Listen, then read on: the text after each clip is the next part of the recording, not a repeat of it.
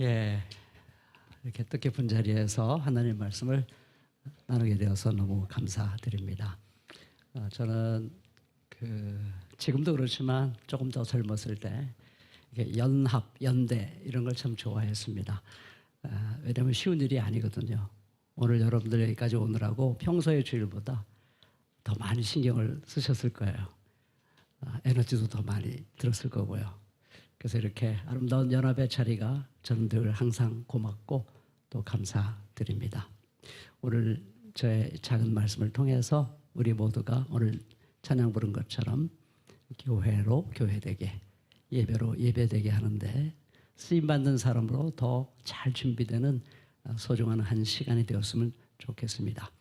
그리고 제가 아직 목소리가 다 회복이 안 됐거든요. 그래서 조금 불편한 부분이 있더라도 좀 잘 참아주시고 너그럽게 봐주시기를 진심으로 바랍니다. 아까 우리 사회자께서 말씀했습니다마는 대림절은 성탄절을 맞이하면서 기다림의 신앙을 새롭게 하는 그런 절기입니다.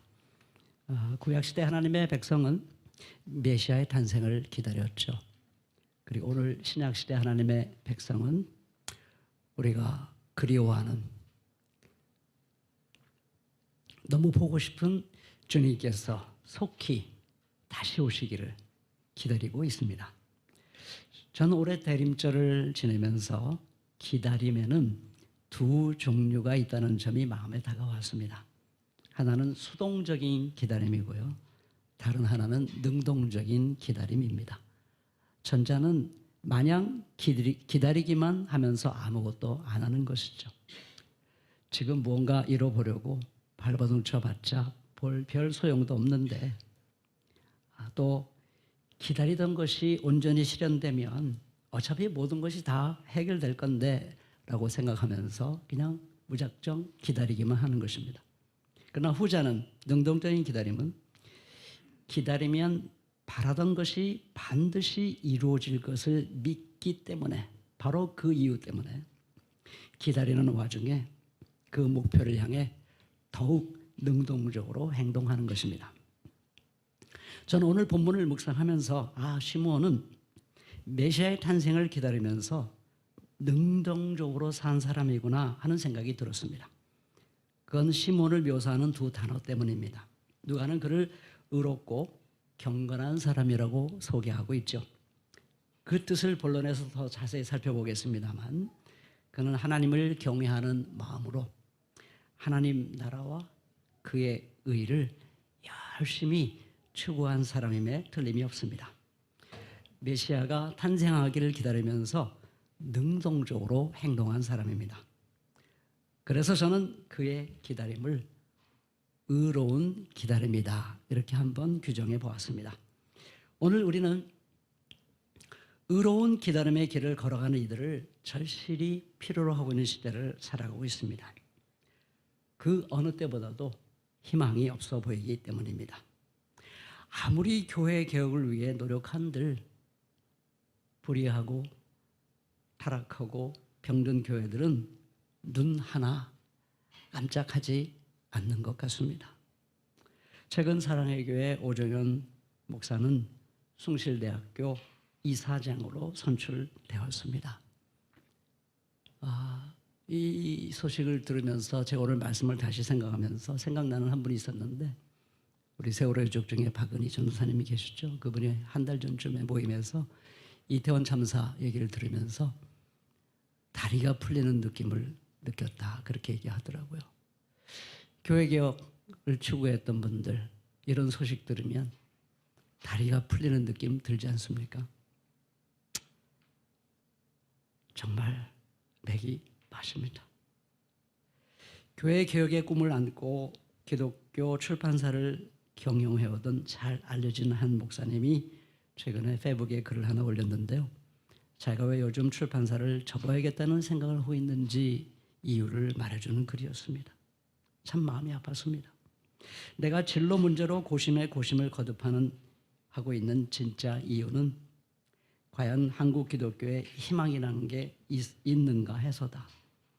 어디를 봐도 희망이 안 보이는데, 희망이 없어 보이는데 과연 희망이 없는 한국 교회를 위해 계속 뭔가를 해야 하는 것인가 하는 깊은 고민과 갈등에 휩싸여 있는 것이다. 이렇게 고백을 하고 있더군요. 오늘 기도 속에서 우리가 다 들었습니다마는 우리나라와 지구촌도 마찬가지 아닌가요? 일일이 제가 증거를 댈 필요가 없습니다. 지금 교회와 세상은 시므온 같은 사람을 부르고 있습니다. 오늘 말씀을 함께 성찰하면서 그 시대의 부름에 우리가 응답할 수 있게 되기를 진심으로 바랍니다. 먼저 의로운 기다림에 담긴 뜻을 한번 살펴보도록 하겠습니다. 누가에 따르면 시므온은 의롭고 경건한 사람이었죠. 누가가 어떤 의미로 의로움이란 단어를 사용했는가는 누가복음 1장 5절 6절에서 잘 드러납니다. 누가는 세례 요한의 부모가 하나님 앞에서 의로운 사람들이어서 주님의 모든 계명과 규율을 흠잡을 데 없이 잘 지켰다라고 말하고 있습니다. 그런데 나중에 예수님은 모든 율법을 두 계명으로 요약할 수 있다고 하셨죠. 첫째는 마음과 목숨과 그리고 뜻을 다하여 하나님을 사랑하는 것이고, 둘째는 이웃을 자기 몸과 같이 사랑하는 것이라고 말씀했습니다. 마태복음을 했습니다. 그런데 누가복음 10장 27절에서는 이 두 계명이 같은 의미에서, 즉 율법의 요약이라는 의미에서 한 율법학자의 입에서 나옵니다. 예수님이 말씀하신 게 아니라 율법학자가 예수님의 질문에 응답하면서 율법학자가 답한 내용으로 나옵니다. 그러니까 당시에 율법에 능통한 사람이라면 구약에 엄청나게 많은 율법과 계명들이 있는데 그 율법의 핵심은 하나님 사랑, 이웃 사랑하는 것을 누구나 다 알고 있었다는 뜻이기도 합니다. 그런데 예수님은 다시 그 두 계명을 하나로 요약할 수 있다고 말씀하십니다. 산상순을 보면 율법과 예언서의 본뜻은 남에게 대접받고자 하는 대로 남을 대접하라 하는 것이다 라고 말씀합니다. 그 진정성, 내가 정말 남에게 대접받고자 하는 대로 내가 남을 정말 대접하는 그런 태도와 삶을 내가 살아가는가, 정말 그런가 하는 자기의 진정성을 확인하는 길을 예수님은 또 최후 심판의 이야기를 통해서 말씀해 주십니다. 그 진정성은 지극히 작은 한 사람, 나에게 줄 것이 별로 없는 사람, 내가 뭘 베풀어도 나에게 화답해 줄 수 없는 그런 어떤 사람, 줄이고 목마르고 나그네 되고 헐벗고 병들고 감옥에 갇힌 사람을 정성껏 사랑하는 데서 그 진정성을 확인할 수 있다고 예수님이 말씀해 주십니다. 예수님은 바로 그런 사람, 그렇게 하나님의 율법의 핵심을 가슴 깊이 이해하고 하나님의 마음을 온 마음으로 느끼고 살아가는 사람, 그 사람이 바로 의인이다, 이렇게 말씀하고 있습니다. 시몬은 저는 바로 그런 점에서 의로운 사람이었다라고 굳게 믿습니다. 시몬은 또한 경건한 사람입니다. 경건함에 해당되는 헬라어, 제가 헬라어를 잘 모릅니다만은 율라베스라는 단어인데요. 신학성경에서 찾아보니까 누가가 두 번만 사용한다 합니다. 딱 두 번밖에 사용되지 않은 특별한 단어입니다. 잘이라는 뜻과 그리고 붙잡다라는 뜻이 결합된 합성어라고 합니다. 그러니까 이를 신앙에 적용하면 하나님의 말씀을 꽉 붙들고 하나님의 말씀을 잘 붙들어서 그 말씀대로 어떻게 해서든지 살아야겠다 하는 자세로 살아가는 사람, 그런 사람이 경건한 사람이다라고 말하고 있습니다. 그러니까 사실 의로운이란 말과 경건한이라는 말은 내용상 큰 차이가 없는 말이라고 할 수 있겠습니다. 그냥 의로운 한마디로 요약해도 그 뜻이 충분히 전달된다고 생각합니다. 그래서 저는 의로운 기다림이다, 이렇게 표현을 하는 것이죠. 그는 의롭고 경건한 시므온은 이스라엘의 위로를 기다리고 있었습니다. 이사야 40장 1절부터 3절에 근거한 말씀이겠죠. 하나님께서 메시아를 보내셔서 이방 나라에 압제하여서 신음하고 고통당하는 백성들을 용서하시고 그들을 해방시키셔서 본토로 보내주셔서 하나님이 원래 그들을 이방의 빛으로 삼으시고자 하시는 그 뜻을 이제 새롭게 출발하는 그 역사, 그것이 이스라엘이 바라는 놀라운 위로였습니다. 바벨론에서 포로돼서 귀환됐다고 해서 그 위로가 완전히 성취된 것은 아니었죠. 성경을 보면 우리는 잘 알고 있습니다. 우여곡절을 통해서 다시 부패하고 바벨론에서는 해방됐지만 다시 지금은 로마 권력의 지배하에 놓여 있습니다. 예루살렘 성전도 돌아가고 지방 회당도 돌아가고 있지만 복음서에서 잘 나타나 있는 것처럼 성전이나 회당이나 다 하나님의 마음에서, 하나님의 뜻에서, 하나님의 나라의 본질에서 너무너무 멀리 나가 있었기에 예수를 죽이는 핵심 세력이 바로 성전과 회당에 있었습니다. 그런 시대를 시므온은 살아가면서 이스라엘의 위로를 그렇게 간절히 기도했던 것입니다. 그는 어두운 역사 속에서 희망을 잃지 않았습니다. 절망, 체념, 냉소, 패배주의와 치열하게 싸워서 그는 이겼습니다. 나이가 들어가면서 이런 모습을 유지한다는 건 얼마나 아름답고 존경스러운 일인지 모릅니다. 이런 시므온의 의로운 기다림에서 저는 자연스럽게 연결되는 세 가지 의미를 발견합니다. 첫째, 의로운 사람은 기다림의 사람이 될 수밖에 없다는 점입니다. 왜냐하면 의로운 사람이 믿는 하나님은 사랑의 하나님이시기 때문입니다. 사랑을 해본 사람은 누구나 다 이 세상에서도 알지만 사랑은 절대로 누군가를 강요할 수 없습니다. 상대의 마음이 감동해서 열릴 때까지 기다리는 것이 바로 사랑이죠. 사랑 그 자체이신 하나님은 바로 그런 분이십니다. 그러므로 하나님은 우리를 강요하실 수가 없어요. 우리가 부패하고 타락하고 불의하면 우리에게 찾아오셔서 때로는 읍소하시고 눈물을 흘리시고 때로는 혼을 내시면서 우리를 돌이키라고 우리에게 말씀해 주시지만 우리가 돌이키지 않으면 하나님이 별 수가 없으십니다. 하나님이 할 수 있는 게 별로 많지가 않아요. 하나님이 할 수 있는 것은 그들이 깨닫고 스스로 회개하고 돌이킬 때까지 끝까지 기다려 주시는 것입니다. 그것이 바로 사랑이고 그 사랑이 가장 아름답게 표현된 이야기가 예수님께서 우리에게 들려주시는 탕자의 비유라고 저는 늘 생각하고 있습니다. 시몬은 그런 하나님을 잘 알고 있었기에 잘 알고 있었음에 틀림이 없습니다. 그가 요셉과 마리아 그리고 아기 예수님을 축복한 후 마리아에게 한 말을 보면 그런 기다리는 하나님, 사랑의 하나님을 그 시몬이 명확하게 알고 있었음을 볼 수 있습니다. 34절 마리아에게 한 말입니다. 보십시오. 이 아기는 이스라엘 가운데 많은 사람을 넘어지게도 하고 일어서게도 하려고 세우심을 받았으며 비방받는 표정이 되게 하려고 세우심을 받았습니다. 그리고 칼이 당신의 마음을 찌를 것입니다. 그리하여 많은 사람의 마음속 생각들이 드러나게 될 것입니다. 라고 말합니다. 시몬은 이스라엘을 위로하러 오신 메시아, 즉 아기 예수님이 장차 비방받는 표적이 되게 하시려고 세움을 받았다고 말합니다. 그런 아들의 모습을 바라보면서 어머니 마리아는 마치 칼로 마음을 찔리는 듯한 고통을 겪게 될 것이라고 예고하고 있습니다.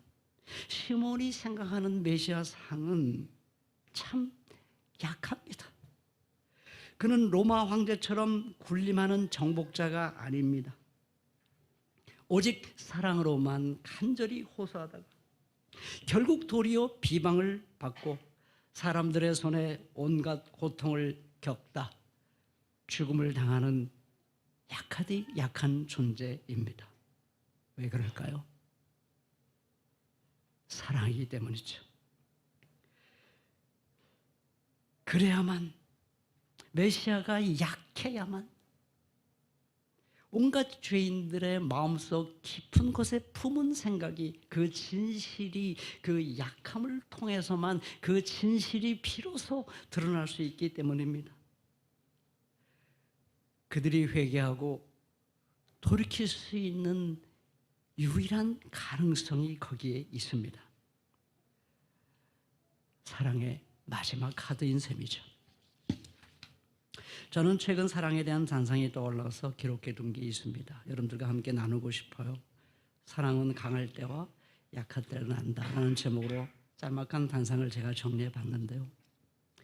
강하기만 하거나 약하기만 한 건 사랑이 아니다. 능력을 보여줌으로 모두를 풍성하게 해줄 수 있을 때 사랑은 한없이 강해진다. 어둠 속에서 빛을 창조하듯 오병이어로 5천 명을 먹이시듯. 그러나 약함만이 모두를 돌이켜 살릴 수 있을 때 사랑은 한없이 약해진다. 왕 삼겠다 달려온 무리들에게 자신의 살과 피밖에 줄 것이 없노라 말씀하시듯. 그리고 진짜 십자가에 매달려 죽임 당하시듯. 그 사랑을 노래할 언어가 있을까?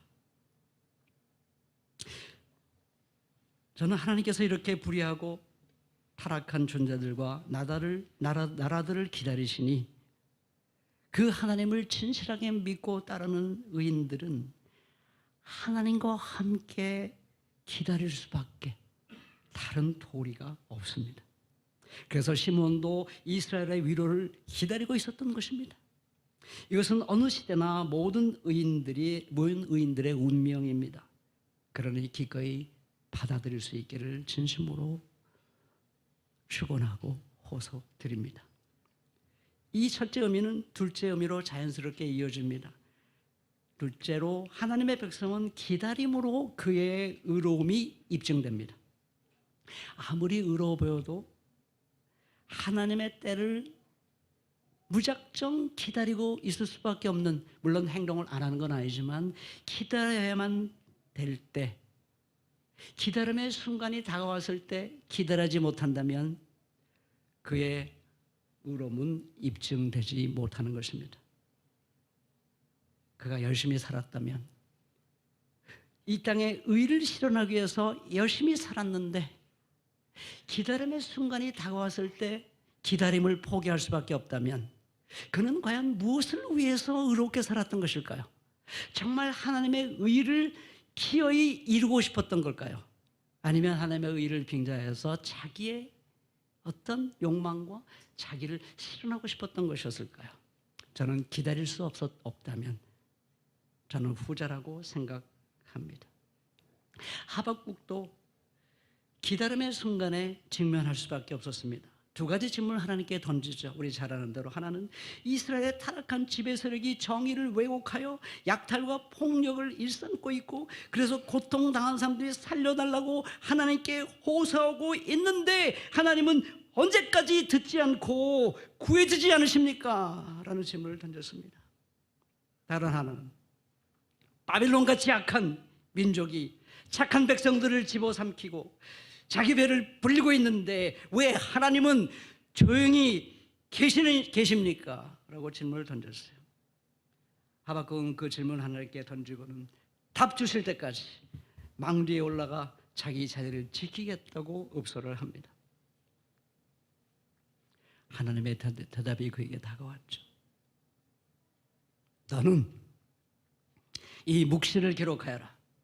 판에 똑똑이 새겨서 누구든지 달려가면서 읽을 수 있게 하여라. 이 묵시는 정한 때가 되어야 이루어진다.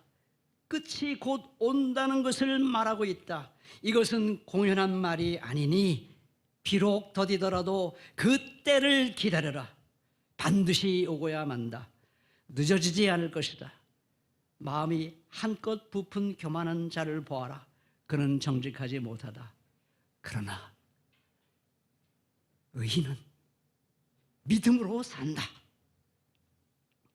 여기서 묵시란 정한 때가 되면 역사의 끝이 온다. 즉 온갖 불의가 청산되고 정의가 바로 서는 그날이 온다는 말씀입니다.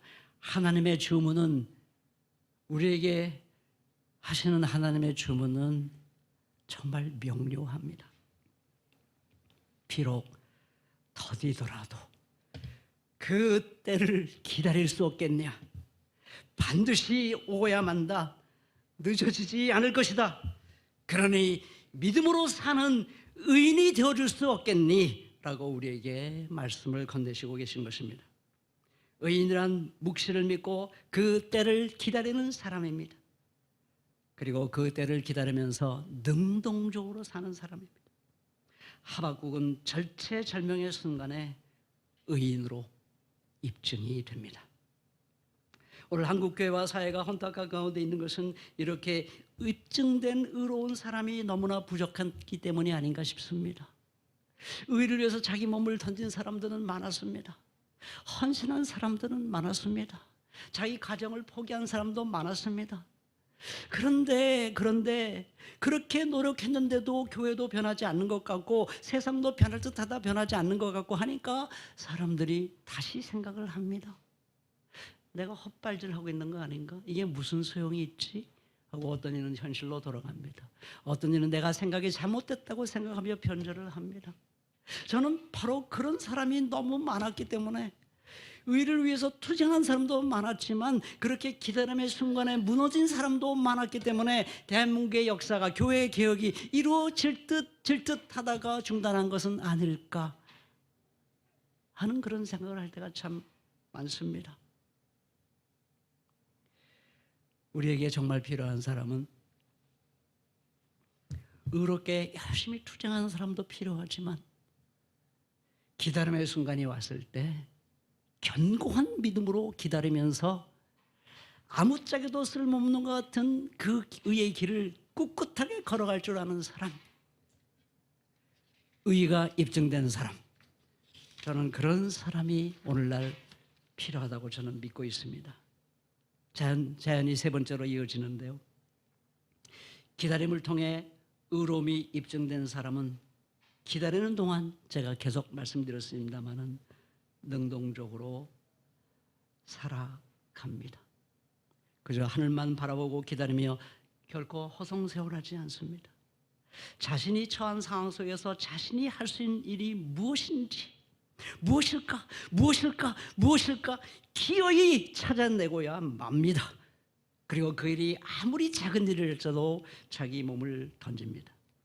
아무리 땅이 척박해도 씨를 뿌립니다. 저 유명한 말처럼 내일 종말이 오는 것을 오늘 내가 안다고 해도 나는 사과나무 한 그루를 심겠다 한 것처럼 사과나무 한 그루를 심습니다.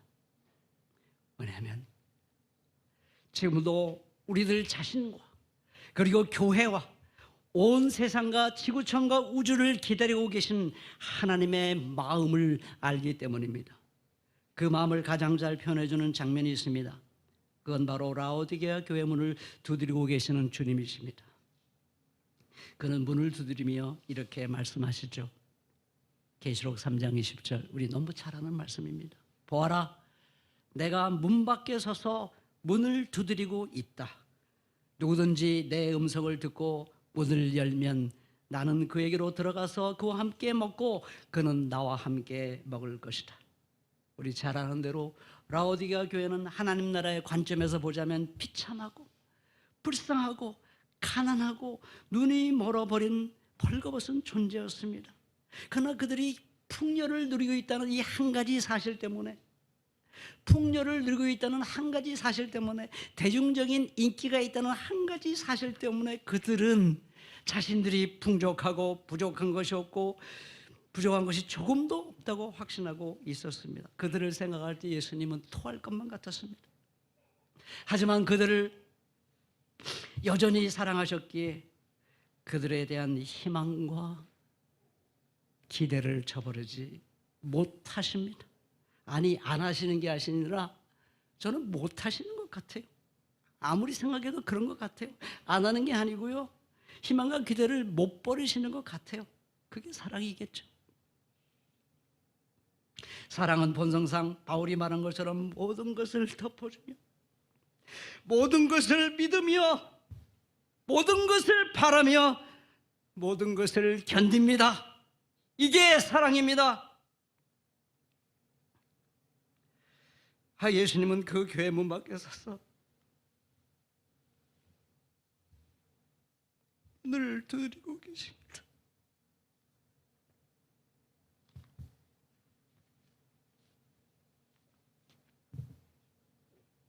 문을 열어주면 그들과 함께 식탁 교제를 하겠다고 제안하십니다.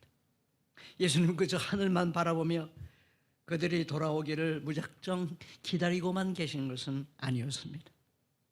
말씀하시고 호소하시고 책망하시고 두들기시고 제안하십니다. 그리고 서 계십니다. 그 교회 앞에 하늘만 바라보고 있는 게 아니라 라오디게아 교회 문 밖에 거기에 바로 서 계셨어요. 그게 행동이 아니면 무엇이 행동입니까? 이런 주님의 마음을 아는 사람은 기다리면서 뭐라도 찾아서 합니다. 요한계시록에 7 봉인에 대한 말씀이 있습니다. 5째 봉인이 떼어질 때 사도 요한은 제단 아래서 하나님의 말씀 때문에 또 그들이 증언한 말 때문에 죽임을 당한 사람을 봅니다. 그리고 그들이 또 큰 소리로 부르짖는 것을 듣습니다. 계시록 6장 10절, 거룩하고 참되신 지배자님, 우리가 얼마나 더 오래 기다려야 지배자님께서 땅 위에 사는 자들을 심판하시어 우리가 흘린 피의 원한을 풀어주시겠습니까? 큰 소리로 부르짖었습니다. 이미 순교한 사람들이. 그들이 들은 응답이 뭔지 압니까? 그들과 같이 죽임을 당하기로 되어 있는 사람의 수가 찰 때까지 기다려줄 수 없겠니? 하는 말씀이었습니다. 무엇을 뜻합니까? 주님은 자기 백성들이 주님이 다시 오시는 그 마지막 날까지, 그 최후의 순간까지 기다리면서 그냥 하늘만 바라보고 있는 게 아니라 불의와 맞서 저항하면서 변혁과 개혁을 외치면서 하나님의 나라와 의를 구하면서 무엇인지 할 수 있는 것이라면 찾아서 하면서 순교자의 길을 걸어가기를 기대하고 계신다는 점입니다. 참된 그리스도인들에게 의로운 기다림이란 이렇게 능동적인 기다림입니다. 근데 너무 어렵죠. 좋기는 한데, 듣기는 좋은데, 감동은 되는 것 같은데 나 같은 사람이 갈 수 있을까요? 저는 시몬을 보니까 갈 수 있다는 확신이 들었습니다. 첫째, 시몬에게 성령이 임하여 계셨다고 되어 있습니다. 25절. 의로운 기다림과 성령의 임재가 선순환을 하고 있는 것입니다. 성령이 임했기에 그는 깊은 감동을 받고 힘을 얻어 의롭게 기다릴 수 있었습니다. 그리고 그렇게 기다렸기에, 그렇게 의로운 기다림의 길을 걸어갔기에 성령은 더욱 생생하게 그와 함께 했던 것입니다. 그런 선순환이 있었기 때문에 시몬은 의로운 기다림의 길을 갈 수 있었던 것이고, 우리도 저는 갈 수 있다고 굳게 믿습니다. 누구도 자기 혼자만의 힘으로 의로운 기다림의 길을 갈 수 있는 사람은 저는 글쎄요, 제가 감히 말씀하건대 한 사람도 없지 않을까. 예수를 믿지 않는다 하더라도 그는 뭔가 모르는 하늘의 기운을 몸에 입고 사는 사람이라고 저는 생각을 합니다. 아무리 선천적으로 용감하고 불굴의 의지가 있는 사람이라도, 남보다 훨씬 강한 사람이라도 그 하늘의 기운을 덧입지 않는 사람은 않고는 저는 그 길을 누구도 갈 수 없다고 생각합니다. 그러니까 역으로 생각하면 용기를 내야 됩니다. 내가 선천적으로 인내심이 없을 수 있습니다. 선천적으로 고난을 참는 게 어려울 수 있어요. 선천적으로 겁이 많을 수 있어요. 저도 겁이 많았거든요. 정말 겁이 많은 사람이에요. 그렇지만 성령께서 나와 함께 하시면 갈 수 있습니다. 나는 할 수 없어. 겸손한 것 같지만 그 말로 끝난다면 그것은 겸손이 아닙니다. 그것은 불신앙입니다. 물론 나는 할 수 없어. 그러나 성령님이 나와 함께 하시면 내 가슴속에 들어오셔서 내 가슴을 뜨겁게 하시고 나를 끌어안아 주시고 나를 격려해 주시고 내 곁에 함께 걸어가신다면 나는 갈 수 있어. 그것은 교만이 아닙니다. 그것이야말로 진정한 겸손이고 용감한 겸손인 것입니다. 둘째로, 성령님은 시몬에게 기뜸을 해준 대로 그를 인도하여 아기 예수님을 메시아로 알아보게 하시고 그를 자기 팔로 안고 하나님을 찬양할 수 있는 축복을 누리게 해 줍니다. 얼마나 놀라운 일인지는 요셉과 마리아의 반응에서 감지할 수 있습니다. 그들은 완전히 낯선 노인 시몬이 어떻게 여느 신상회와 전혀 다를 바 없는 아기 예수를 보고 메시아라고 깨달았을까? 온 인류에게 빛을 던져주고 이스라엘에게 영광을 가져다줄 구원자로 어떻게 알아보았지? 어안이 벙벙했습니다. 어떻게 해요? 성령께서 시몬에게 지시하시고 말씀하시고 인도해 주시고 그 눈을 열어주셨기 때문에 가능했던 것입니다. 그럼 오늘 의로운 기다림의 길을 걸어가는 이들은 성령님을 통해서 어떤 축복을 누릴 수 있을까요? 생각해 봤습니다. 성령의 지시와 인도로 시몬이 본 것은 아기 예수, 신생아 예수. 그는 성령님의 도우심으로 세상이 보지 못하는 것을 보았습니다. 그것은 바로 하나님 나라의 작디 작은, 그러나 너무 아름답고 빛나는, 희망이 넘치는 생생한 시작을 그는 보았습니다. 그런 것처럼 성령님 오늘도 세상은 보지 못하는 것을 보게 해 주십니다. 역사 속에 들어오셔서 바로 우리 곁에서 일하시는 예수님을 알아봅니다. 아무도 알아보지 못하는데 성령의 이끌림을 받는 사람은 여기 예수님이 이 자리에 계시구나 하는 그 예수님을 만납니다. 그리고 하나님 나라의 그 살아있는 숨결을 바로 그 자리에서 경험하게 되는 것입니다. 여기 세상은 보지 못하지만 하나님의 나라가 정의와 평화의 아름다움이 여기 생생하게 꿈틀거리고 있구나 하는 것을 발견하게 되는 것입니다. 저는 스데반을 보면 그것이 막연한 꿈이 아니라는 것을 알 수 있다고 생각합니다. 스데반 역시 의로운 기다림의 사람이었습니다. 그래서 순교 직전에 이르게 됩니다. 행동했기 때문이죠. 그냥 막연히 기다렸다면 그가 순교할 이유가 없습니다. 다시 오마 하늘로 올리우신 예수님의 약속을 믿고 행동했기 때문이었죠. 순교 직전입니다. 얼마나 두려운 순간이고 얼마나 겁나는 순간입니까? 이렇게 끝나는 건가? 그때 성령님이 그에게 강력히 임합니다. 그가 하나님을 바라보는 순간 그의 눈이 활짝 열려서 하나님의 영광을 봅니다. 하나님 오른쪽에 서 계신 예수 그리스도를 봅니다. 그 놀라운 위로와 그 놀라운 축복을 받았기에 스데반은 예수님과 거의 예수님을 닮은 모습으로 너무나 아름다운 순교의 길을 용감하게 걸어갈 수 있었습니다. 제가 특별히 약한 사람들, 힘든 사람들, 가난한 사람들을 위해서 예배드리는 자리에는 웬만해서는 빠지지 않으려고 노력하고 있습니다. 그것은 사실상은 그들을 위로하고 싶은 마음도 있지만 사실상 나를 위한 것이기도 합니다. 왜냐하면 그런 자리에 가면 이상하게 예수님이 느껴져요. 하나님이 거기 계시다는 것을, 하나님의 사랑이 거기 생생하게 있다는 것을 내가 느껴요. 얼마나 힘이 나는지 모릅니다. 저는 그래서 갑니다. 의로운 기다림의 길을 결코 쉬운 길은 아닙니다.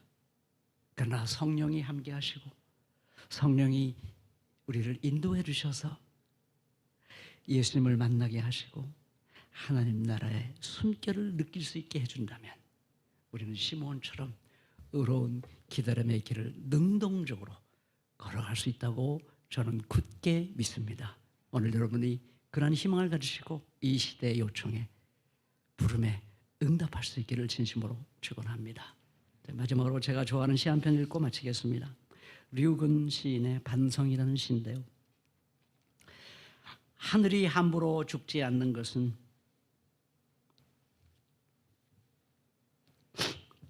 아직 다 자라지 않은 별들이 제 품 안에 꼽히고 있기 때문이다. 죽음조차 제 품 안에서 평화롭기 때문이다. 보아라, 하늘조차 제가 낳은 것들을 위해 늙은 목숨 끊지 못하고 고달픈 생애를 이어간다. 하늘에게 배우자. 하늘이라고 왜 아프고 서러운 일 없겠느냐? 어찌 절망의 문턱이 없겠느냐? 그래도 끝까지 살아보자고 몸을 일으키는 저 굳센 하늘 아래 별이 살고 사람이 산다. 기도하시겠습니다. 주님 저희들에게 놀라운 위로와 희망이 되어 주셔서 감사합니다. 아기 예수님을 이 땅에 보내주셔서 그 희망이 헛되지 않은 것을 우리에게 증명해 주셔서 감사합니다. 시몬과 같은 사람을 이 땅에 허락해 주셔서 너무나 감사합니다. 그는 곧 세상을 떠나가는 노인이었지만 그의 생애는 너무나 빛나고 아름답습니다. 아, 의로운 기다림은 이런 것이구나 우리에게 보여줍니다. 주님, 이 세상에 시몬과 같은 존재가 너무나 절실하게 요청되고 있습니다. 우리 건자견의 신앙의 동지들, 이 대림절 기간 성탄절을 준비하면서 시몬처럼 의로운 기다림의 길을 걸어가기로 결심하는 아름다운 역사가 일어나게 해 주시옵소서. 그래서 하늘 아래서 별과 사람이 살듯이 이 하나님의 사랑 안에서 이 교회가 살고 나라가 살 수 있도록 축복해 주옵소서. 감사하며 예수님의 이름으로 기도합니다. 아멘.